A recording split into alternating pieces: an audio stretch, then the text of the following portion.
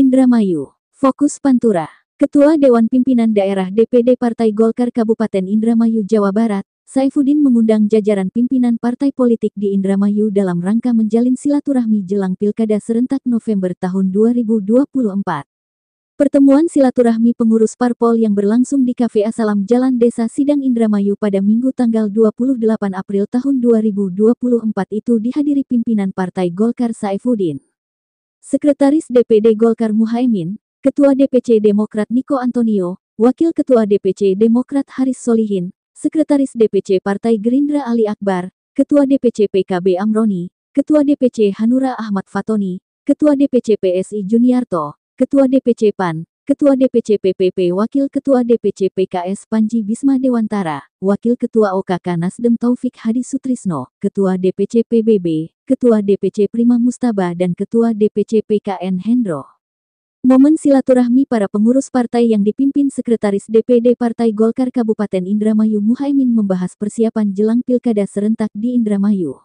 Salah satu poinnya adalah apakah dari partai yang diundangnya ini bisa membaur hingga mengerucutkan satu nama calon bupati dan wakil bupati untuk melawan petahana di Pilkada 2024.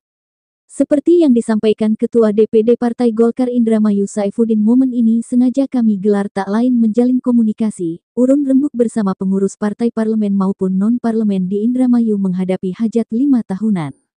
Menurutnya, momen ini baru pertama kali digelar dengan harapan bisa berlanjut hingga disepakati keputusan bersama dalam rangka memenangkan Pilkada di Indramayu November tahun 2024 mendatang. Ya, pertama atas nama teman-teman ya, yang mana partai ini ada gagasan bagaimana untuk ketemu. Pertama semangatnya silaturahmi yang mereka untuk bersama-sama menjaga frekuensi terkait dengan jelang Pilkada di Indramayu. Hadir di sini seluruh partai politik, kebetulan kecuali PDI Perjuangan, karena kebetulan pertimbangannya pada perjuangan sudah ada tahap reserve Pak Ibu Rina ya sebagaimana menjadi bupati. Tapi hari ini kita bersama-sama dengan seluruh kekuatan partai di Partai Indramayu, tadi PKB, Golkar, Gerindra dan yang lain termasuk partai yang bermain. Intinya silaturahmi, kedua lagi saya ulangi, kedua membahas bagaimana untuk Indramayu ke depan. Jadi masih cair. Ya, itu kan dalam rangka untuk kayak merangkai saja nih. Bagaimana kalau head to head, bagaimana 3 poros, kemudian sampai 4 poros itu bisa tadi dihitung. Nah, jadi semangat ini menjadi semangat bersama lah dalam untuk kepentingan Indonesia. Ya. Sementara itu Wakil Ketua DPC Partai Demokrat Haris Solihin mengapresiasi gelar sosialisasi kebersamaan yang dihadiri para pengurus partai jelang Pilkada tahun ini. Haris menuturkan, momen silaturahmi ini sangat penting dan berharap dapat berlanjut hingga mencetuskan pasangan calon bupati dan wakil bupati Indramayu yang benar-benar dicintai oleh masyarakat. Dikatakannya, menghadapi petahana di Pilkada tahun ini banyak hal yang harus terus dikomunikasikan bersama. Pertemuan ini harus intens, sehingga nanti dapat ditentukan siapa calon atau figur yang pantas untuk dimenangkan. Pada hari ini kita dapat undangan dari Partai Golkar untuk silaturahim dengan partai-partai lain. Ini menurut saya suatu langkah yang bagus ya. Bagus karena ini memikirkan sekian juta rakyat Indramayu ke depan. Nah, saya pikir ini suatu terobosan yang digagas oleh Partai Golkar ini juga perlu dilakukan, bukan hanya kali ini saja, tapi juga untuk partai-partai lain juga bisa mengadakan seperti ini. Saya kira demikian, bagus untuk ke depan untuk menghadapi pilkada ini. Saya katakan ini bahwa silaturahmi ini katakanlah sebagai rembuk Indramayu lah, begitu. Kalau dari Partai Demokrat kami diamanati, ditugaskan untuk melakukan penjaringan, untuk mempersiapkan pasangan atau pasangan calon bupati dan wakil bupati yang nantinya siapapun pasangan itu target Partai Demokrat harus menang. Seperti itu. Bisa jadi, bisa terjadi head to head, bisa juga tidak. Tapi paling tidak ini akan menurut pandangan saya akan terjadi 3 pasangan. Siapa masing-masing partai yang memiliki kursi di DPRD dengan jumlah yang memenuhi syarat pencalonan itu 3 partai. Siap. Hal yang sama pun dikatakan Sekretaris DPC Partai Gerindra Ali Akbar. Dia menyimpulkan momen ini langkah awal untuk membangun kebersamaan para pengurus partai menuju Indramayu yang lebih baik. Respon yang baik ya atas inisiasi dari Partai Golkar mengumpulkan ketua-ketua partai yang ada di Kabupaten Indramayu dalam rangka bagaimana menghadapi Pilkada 2024. Kita bersama ketua-ketua partai berusaha membangun komunikasi bagaimana agar Indramayu dengan tujuan yang sama lebih baik dan lebih maju dari yang sekarang. Rumor yang di lapangan sendiri bahwa Ketua DPC Gerindra sendiri akan maju, Pak. Betul sekali, Gerindra sesuai dengan perintah dari DPP mengharapkan untuk Pilkada 2024 ini dari kader partai harus ikut ya maju dalam Pilkada ini, walaupun kita untuk memenuhi syarat pendaftaran sendiri belum bisa dan kita harus berkoalisi, maka kita berusaha untuk membangun komunikasi dengan partai-partai lain yang ada di parlemen. Komentar pun dilontarkan oleh Ketua DPC PSI Indramayu Juniarto, pihaknya akan mengikuti dulu sejauh mana langkah-langkah yang akan diambil oleh partai yang sudah memiliki kursi di parlemen. Kendati PSI di Pileg tahun ini belum mendapatkan kursi di parlemen, namun menjalin komunikasi dengan para pengurus partai non-parlemen sudah berjalan. Oleh karenanya menghadapi pilkada pihaknya akan memantau perkembangan dinamika politik. Hari ini kami dari PSI dan beberapa partai diundang oleh Partai Golkar untuk silaturahmi dan komunikasi menghadapi Pilkada Indramayu. Nah, hari ini memang baru pertama pertemuan ya kami dari PSI, meskipun kami memang partai non parlemen. Pada pileg kemarin kami mendapatkan total suara itu 13.000 se-Indramayu, kalau yang provinsi 18.000, kalau yang RI 36. Total itu 65.000 pemilih PSI.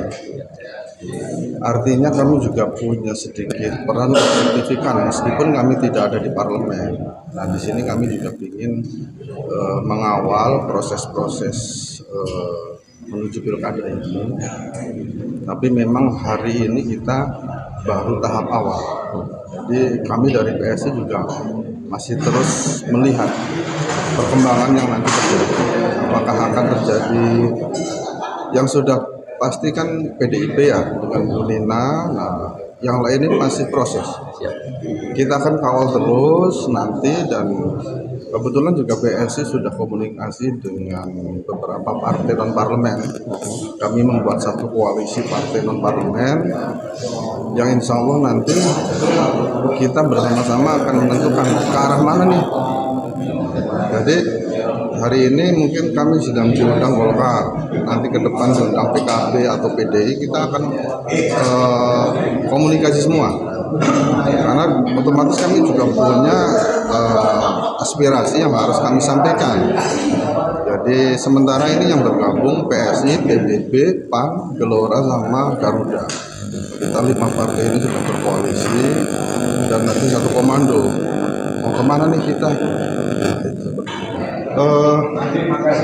Ini mengalir saja lah ya, mengalir saja. Tapi harapan kami memang harusnya kalau memang ada keinginan dari para pimpinan partai untuk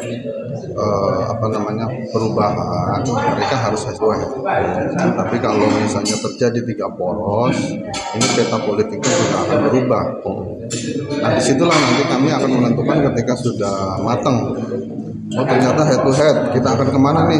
Oh, ternyata 3 poros kita akan kemana? Nah, yang penting adalah pertama untuk masyarakat lah ya.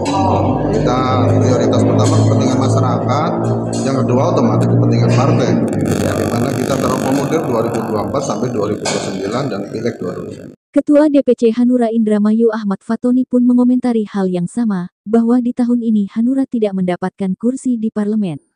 Namun adanya undangan dari Partai Golkar satu kehormatan yang baik dalam rangka persiapan menuju Pilkada serentak 2024. Pada intinya kami dari Hanura menyambut baik respon dari pertemuan silaturahmi pada hari ini. Intinya ini adalah titik awal dari pertemuan dari semua partai-partai yang ada di Indramayu. Walaupun memang pembahasan awal masih belum fix, tapi paling tidak ini adalah suatu niat baik untuk menyamakan persepsi yang intinya bagaimana untuk kepentingan Indramayu ke depan dalam merespon pilkada di tahun 2024 ini. Intinya dari DPP sama seperti partai-partai yang lain, karena memang Hanura di Indramayu khususnya tidak memiliki kursi, jadi tidak berkewajiban untuk mengusung ya, karena dalam aturan yang memiliki kursi saja yang mengusung. Jadi kami diwajibkan untuk mendukung ke salah satu pasangan calon bupati wakil bupati dari koalisi yang nanti akan kami bangun bersama. Terima kasih. Kami dari Partai Nasdem mengucapkan terima kasih atas undangan ini, dan mudah-mudahan dari hasil pertemuan ini bisa mengerucutkan ke depan calon bupati dan wakil bupati yang bisa kontes di 2024 nanti, dan mudah-mudahan insya Allah menang. Ya, sesuai dengan agenda beliau untuk di Indramayu, beliau akan mencalonkan sebagai bupati. Itu terus akan dibangun juga dengan partai-partai yang lain. Di samping kita sudah daftar di PKB, nanti akan berkomunikasi dengan Golkar juga dengan Gerindra. Saya sebagai ketua PKN buat Indramayu merespon baik silaturahmi ini dengan tujuan satu, membangun komunikasi politik untuk pilkada 2024. Mudah-mudahan ini jadi ajang yang baik untuk bersilaturahmi dan menentukan arah dan tujuan beberapa partai politik, kita saling bertukar informasi juga.